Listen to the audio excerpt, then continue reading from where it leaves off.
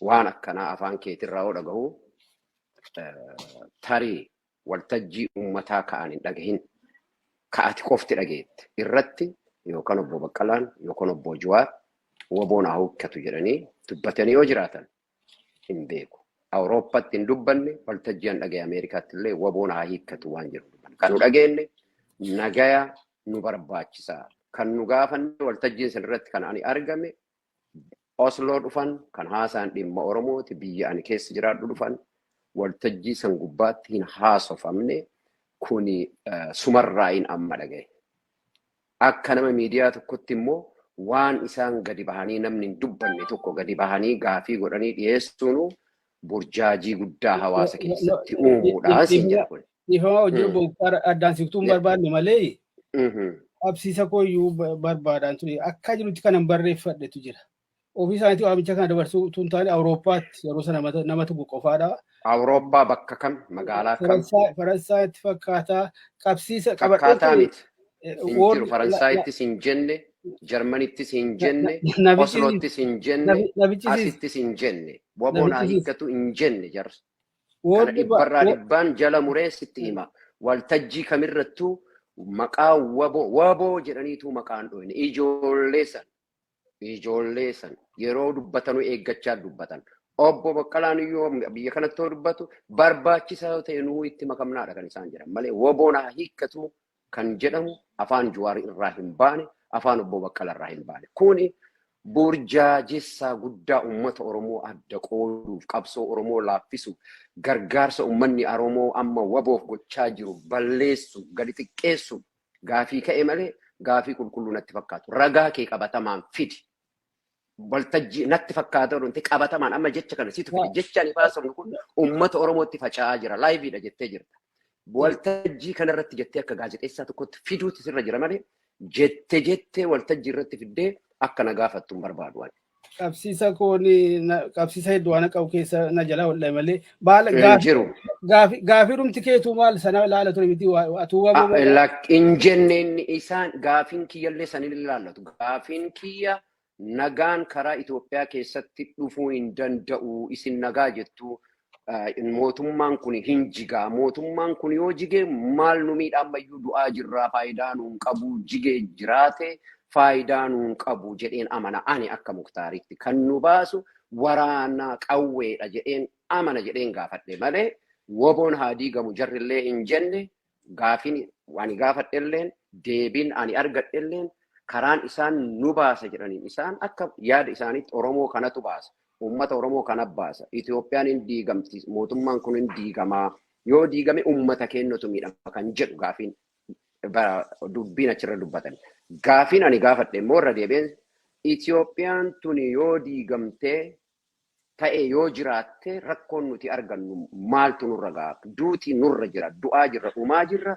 Itoophiyaa san keessatti nagaan kabajaan jiraachuudhaaf humna qawwee liyyuu haayilii Amaaraa liyyuu haayilii Sumaalee, liyyuu haayilii kan Tigraay hunduu Sidaamaan kan ofii qabaa. Nuti immoo liyyuu haayilii mootummaadhaaf lolu, oppidiyoodhaaf lolee Oromoo ajjeessutu jira. Kanaaf wanni nu baasu waboo qofa. Waboo jabeessuu qofa kanan jedhee dubbadhe. Kana dubbachuun immoo ana waltajjii waboodhaaf fundraisingii guuruu irratti akka nama ejjennoo lama qabu tokkotti akkamitti wal simachiiftettee na gaafachuun sirraan eegamu beeytee dubbiin ammatu Jawaar faa yookiin obbo Baqqalaan faa galataaf dhufanii waboo hiikkachiisuuf jecha jettu na gaafatte kuni uummata Oromoo jidduutti burjaajessi uumuudha kan miidhu inumayyuu uummata waraana bilisummaa Oromoo biyya alaati harki 99 gargaaraa jira waboo biyya alaa kanatti harki 99 uummata kana jidduutti burjaajessi uumu ragaa qabaattu fedi gabbaas hin jenne jarri. Amma yaada akkasii tukaa jedheen eegdee malee qabadheen yaadan ture. Lakki yaada wanni ati akka gaazexeessaa tokkotti waan tangible waan qabatamaa ta'e fidee dhufu sirra jira beektaa. Nabichis wanti kun sukkuumamee waan darbe waan ta'eef namni duularkaa hudhi sukkuumaa waan tureef badaa itti yaadamne ture garuu hin jenne mati dhiifama naa godhi. Kana jechuun dhiifama naa godhi lakki dhiifama naa godhi ilaali. Uummatni akkana jedhee taasayaa uummanni akkana jedhan jenne jedhan jetti ammaati jedhanii hin jenne jarri waltajjiin isaan waboon haa hiikkatu itti jedhan hin jiru hin jenne jarri. Laalu Muktaar transcribe godhadheen jechuun jechaan barreeffadheen qaba qopheeffanne malee kana qofa miti. Isiniyyuu asirratti akka nu tumsitan isin gaafanna jedhametti dabalame waamicha. Waboonaa hiikkatu hin jenne isaan kan jedhan uummanni Oromoo karaa nagayaatiin nagaa nu barbaachisaa nutti nagaan nu barbaachisaa kan jedhan Oromoo qofa odoo hin ta'in mootummaanis warri hidhates karaa nagaa taa deebi'aniidha kan isaan jedhan. Jecha kanammoo nuti akka nuun galletti gaafannee jirra waan nuun galin malee waan namni hin jedhin fidanii haasaa akka bara 93 irraa kaasee haga 98 irra deemu namoota qabsaa'oo irratti olola oofuu gadi xiqqeessuu hawaasa keessatti burjaajii uumuu bu'aan inni nuu buuse dhaaba keenya adda bilisummaa Oromoo bakka 30tti addaan qoodee hooggantoonni bosonatti nu naqanii waraanatti nu oofanii nu biraa galanii har'a Itoophiyaa akka aarsan taasise jechuudha. Kuni gaafiin akkanaa waan sirraa eegamuu miti miidiyaa keessaniifis hin tolu. Gaafii qulqulluu qabattee ragaa kee waliin fiduutu sirra ture. Barri kun akkas. Jira amma kana dhaggeeffatoo keenya kana waadaa seenuu qophii ittaanutti hunda isaa barbaade akkan gadi fiduudha. Amma waan sa'aatiyyuu ilaalchi abbaa jedhama Muktaar waanuma tokkichi waan tokko nu dura anaaf cinaa kaa'amee si fuuldura kaa'amee akkan itti hiikuuf akka itti hiiktu garagara akka sana taagaa tarii malee. Amma definitionii irraa haasoftamoo hiikkaansaa akkana fakkaata jedhaa jirtamoo ati bara word by word waboona haa hiikkatu jedhanii as keessa deemanii jette. Hin jenne jecha kana eessaa fiddeedha gaafiin kiyya. Kan akkasiin jiru. Ani beektaa ana interviitti na fiddee waan uummata Oromoo burjaajessu tokko facaasuu barbaadda taanaan nama dogoggoraa waliin dhiyaatte. Mareen akkasii burjaaji miti dubbii qulqulleesseetiyyuu. Akkamitti jecha hin jedhamin fiddaa jedhame jettee 100% nama gurra keetiin dhageette taate warri bobba'e sun waboon haa yooboo hiikkachiisuuf jettee bara. Eenyu jedhe? Hin jenne jarri. Akkatti kan garagara taagaa jechaadha malee Muktaar. Jechichi san fakkaata hin jenneem jechichi san afaan Oromooti jechichi waan waraana keenya laaffisu fakkaata hin jenne matti.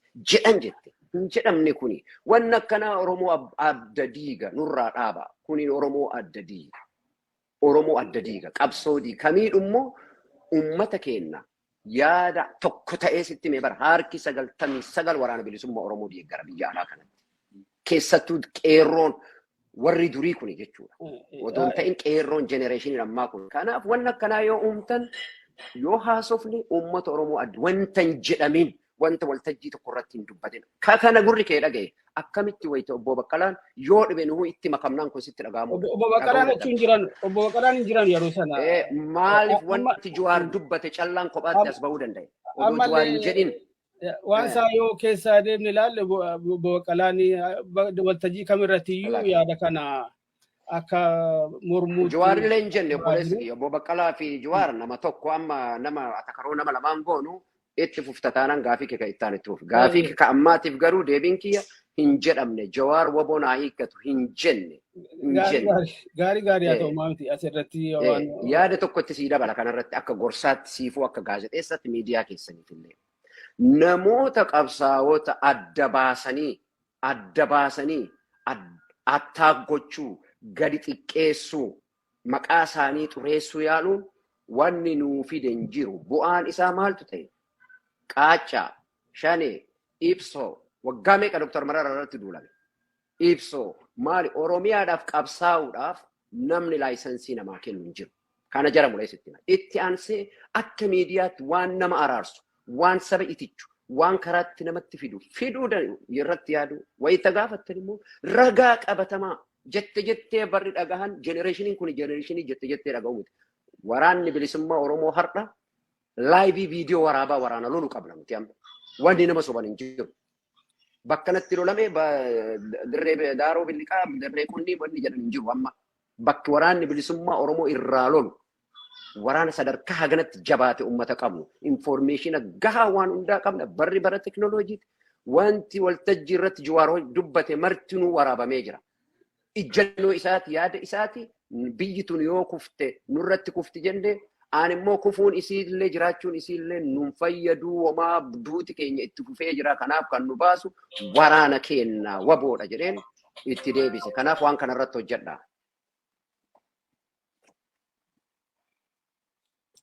Sagaleen kee bade? Jira sagaleen kun badde hin jira. Xumurateeta? Xumuradhe yaa. Maamiti kana irratti badaa falmuun nu barbaachisu.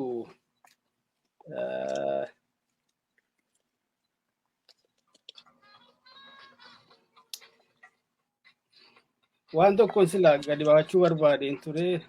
Amma gaa intervii keenya itti fufna.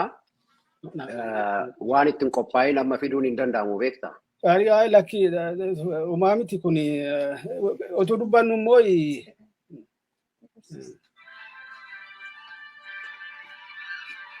laakun walaa waan argadhe iyyuu laa Jawaar Mohaammed illee maqaa namaa dha'uun barbaadu Muktaar. Bakka isin waboon hiikkachuu sagantaa waboon hiikkachiisuu jedhu san fidi. Yaadan kaasa malee nama maqaa namaa dha'uun barbaadu. Jawaar Mohaammed Tigiluu atdaggifu ndaadaggifu dheetii waamicha dabarse miidiyaa tokko irratti. Eenyutu jedhe? Eenyutu jedhe? Miidoo. Jawaartu jedhe? Miidoo ilaa. Lakki eenyutu jedhe akkas jedhe? Eenyu jedhe? Isa kootii godhaniitu barreessan. Lakki natti Jawaartu jedhe afaan Jawaar irraa kun bahee. Akkasitti kootii godhanii dhiyeessani. Please obbo Tasfaayee. Kun nu haa ga'u. Nu ga'u lakki clear gochuun qaba. Jawaar hin jenne kuni ajandaa waan ta'e agartee ta'e jettanii waan qopheessitan qabdan malee Jawaar kana hin jenne. Amaarri Indiyaala yookaan immoo yoo miidiyaan biraa miidiyaan Amaaraa jedhe ka inni afaan isaatiin dhageette jira. Kun hin barbaachisu uummatichi waan dhagaa jiru waan beekuufi wal nu falmisiisu. Ruumariidha. Wanta waltajjii irratti inni hin jedhin wanti inni waltajjii irratti hin jedhin akka waan inni jedhee gootee gaafachuun sirna.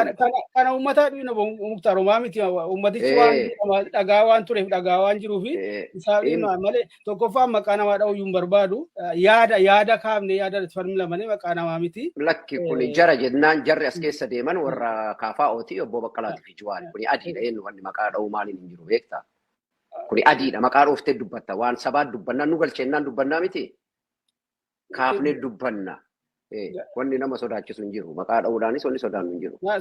Odoo maqaan dhabiin garuu akkanatti lafaa ka'anii nama maqaa xureessuun dhaabota maqaa xureessuun hin deemu. Waan amannetti ijjannee hojjechuudha. Wabootu nu baasa jedheen amanaa aga lubbuun xiyya jirtu taane waraana malee Oromoon kabajaan argatu jedheen amanaa. Durirraa kaasee jechuudha. Kanumatti nama.